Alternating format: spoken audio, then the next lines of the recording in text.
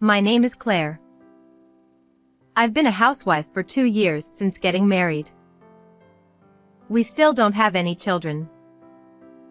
I fell in love at first sight. That was how we started. We began dating after Timothy made a move. I felt so happy to be loved. But women are simple creatures. When we're loved, we tend to want to love in return, and the affection can flip. Now, I feel like I'm the one who loves my husband more. I'm not unloved by my husband, but I'm definitely way more in love with Timothy.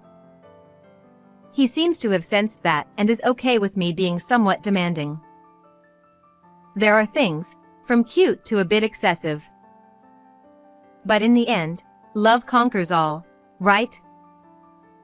It's hard to resist when you can forgive anything. Ultimately, I end up getting my way. Being a stay-at-home wife, I do have a certain degree of freedom.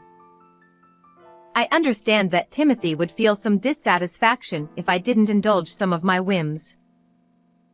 Lately, Timothy has been going to his parents' house every time he has a day off. We used to visit them often since they live nearby, but for me, it's someone else's home, and having my mother-in-law there makes me even more uncomfortable.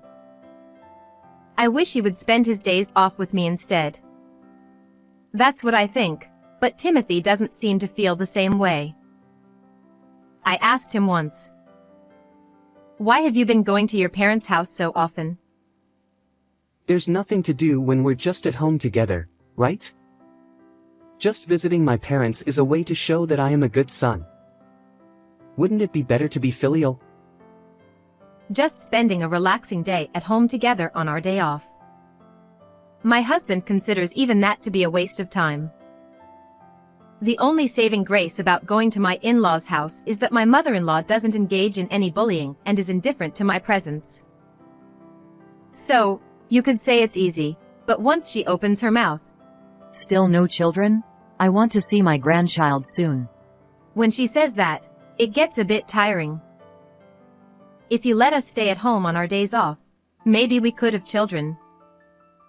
I mutter such complaints in my mind. And since my husband doesn't want me, there's nothing I can do. My husband isn't cold to me, but since having a child isn't something I can do alone, I wish he would show a little more support.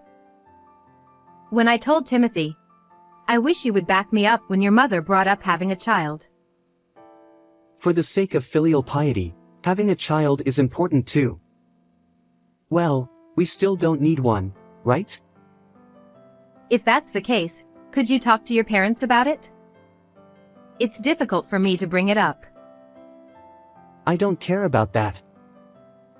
Even when I bring it up, Timothy brushes it off, completely ignoring my concerns. And so, I continued to live in a situation where I felt pressured to have children. As each day passed, the stress slowly broke me down.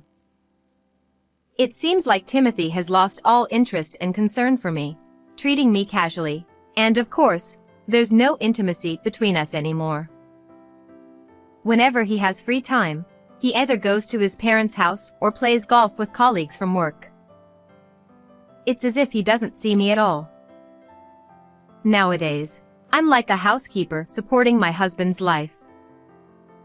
When I told him, "I want you to value our time together," I come home from work and stay at home, isn't that good enough? he just simply answered like that.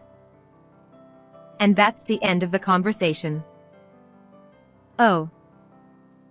What am I even? Even when I try to talk, saying things like, "I bought some clothes today." Ha! What are you buying with my money? If you're buying clothes, then I can buy whatever I want too, right? Whenever we talk, he speaks angrily, so it's exhausting. Our conversations have been decreasing gradually, and that's the current state of our marriage. Even though I cook meals and keep the house clean to satisfy Timothy when he comes home, I can't help but wonder what's still not enough. Before I realized it, I found myself going to a certain place. One day, When Timothy came home, he stood in front of me. Suddenly, he said to me, Let's get divorced. Timothy was grinning. I wonder what his intentions were.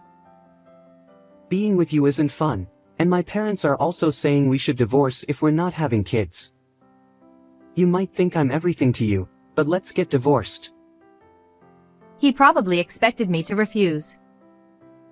Too bad for him. Oh, sure.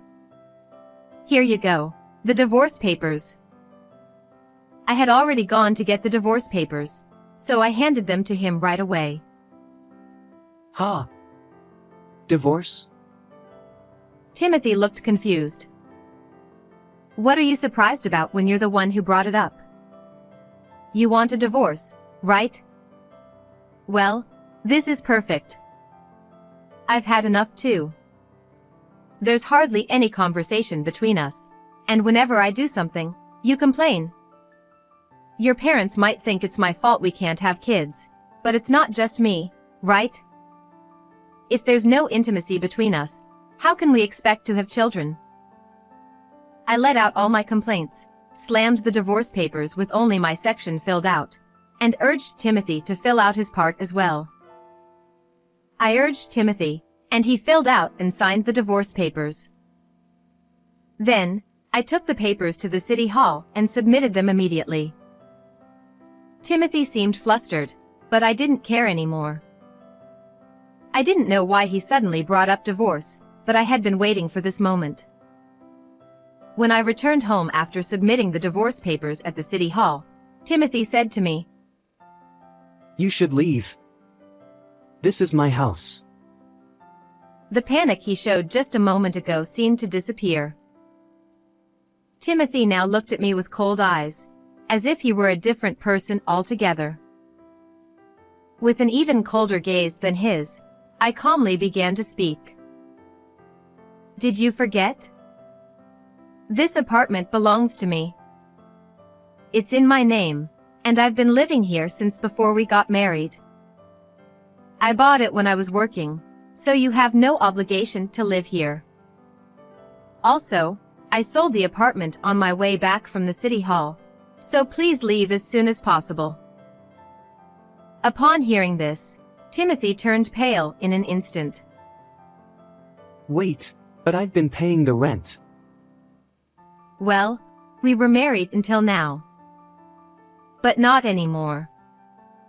Why don't you go to your beloved parents' house?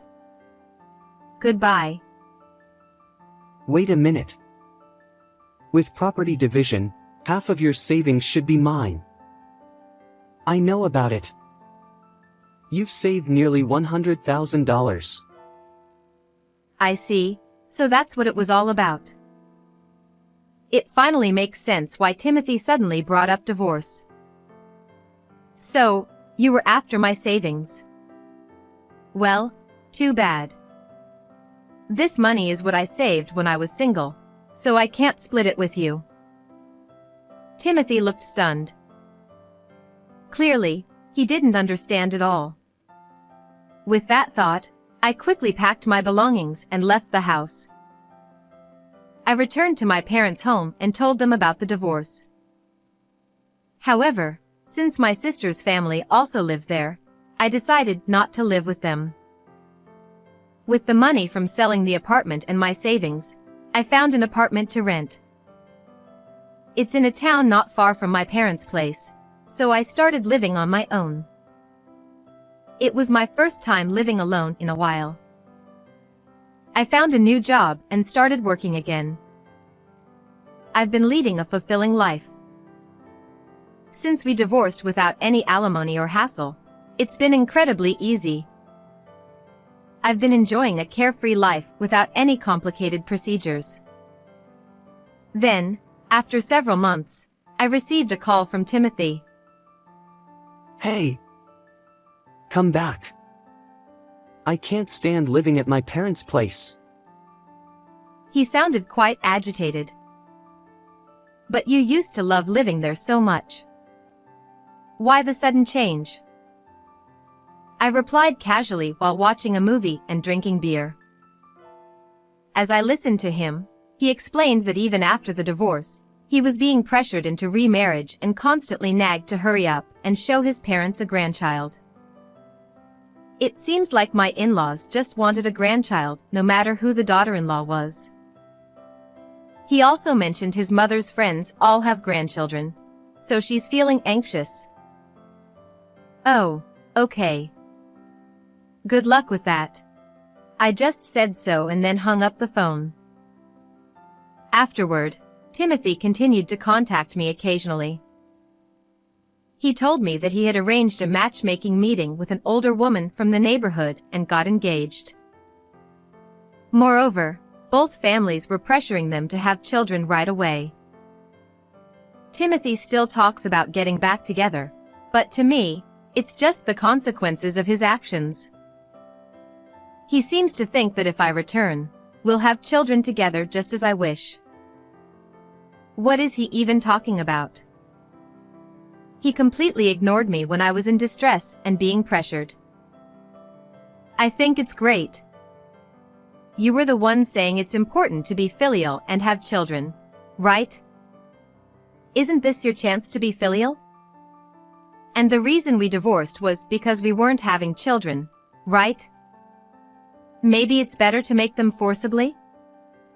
Ah, this beer tastes good today. Seriously, listen to me. That wasn't my intention. I was planning to have children with you in due course, but you agreed to the divorce so easily. I just wanted to be above you. He started making excuses. Oh, my beer suddenly tastes bad, so I'm hanging up. Timothy was shouting something on the other end, but I ended the call and blocked his number. Maybe he thought he could get away with this demand since I've accommodated his whims in the past. The following year, I received a call from my ex-mother-in-law, telling me that it turned out that Timothy was the reason we couldn't conceive, leading to the cancellation of his engagement with the older bride. Furthermore, it seemed he had been secretly accumulating debt, which had spiraled out of control and become unmanageable. Then, even my ex-mother-in-law pleaded with me. Please marry Timothy. I told her, there's no way I'd marry someone who was after my savings. Instead of contacting me, he should focus on finding a job. My ex-mother-in-law started crying, so I quickly hung up the phone and blocked both her and my ex-father-in-law's numbers. 2 years later, I remarried someone I met at work.